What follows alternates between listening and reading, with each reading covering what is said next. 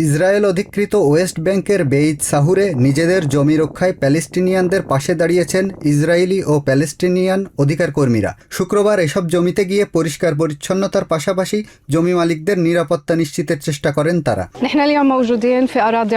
বসতি স্থাপনকারীরা স্থানীয় মানুষের বাড়ির কাছে তাঁবু গেড়ে বসেছে, ফলে জমির মালিকরা নিজেদের জমিতে যেতে, চাষ করতে এবং পরিচর্যা করতে পারছেন না। তাদের সহায়তা ও সুরক্ষা দিতেই আমরা এখানে এসেছি।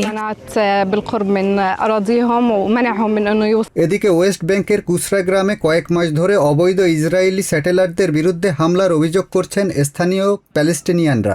এমনকি এসব হামলায় নিহত হওয়ার মতো ঘটনা ঘটেছে বলেও জানিয়েছেন ওয়েস্ট ব্যাংকের বাসিন্দারা। আমার ভাতিজাকে চোখের সামনে মরতে এবং ভাইকে গুলিবিদ্ধ হতে দেখার চেয়ে সেদিন আমি নিজেই মারা যেতাম, সেটাই ভালো হতো। কুসরার মেয়র তার বক্তব্যে ইসরায়েলি সেনাবাহিনীর বিভিন্ন দমনমূলক কর্মকাণ্ডের কথা তুলে ধরেন। আজ রাতে ইসরায়েলি সেনাবাহিনীর ট্রাক রাস আল আইনের সব রাস্তা বন্ধ করে দিয়েছে। সেখানে 3টি বাড়ি ঘিরে রাখা হয়েছে। ওই বাড়িগুলোর পরিবারগুলো এখনো অবরুদ্ধ অবস্থায় রয়েছে। জাতিসংঘের তথ্য অনুযায়ী চলতি বছর ইসরায়েলি বসতি স্থাপনকারীদের সহিংসতা ও চলাচলে বিধিনিষেধের কারণে 2200-র বেশি প্যালেস্টিনিয়ান বাস্তুচ্যুত হয়েছেন।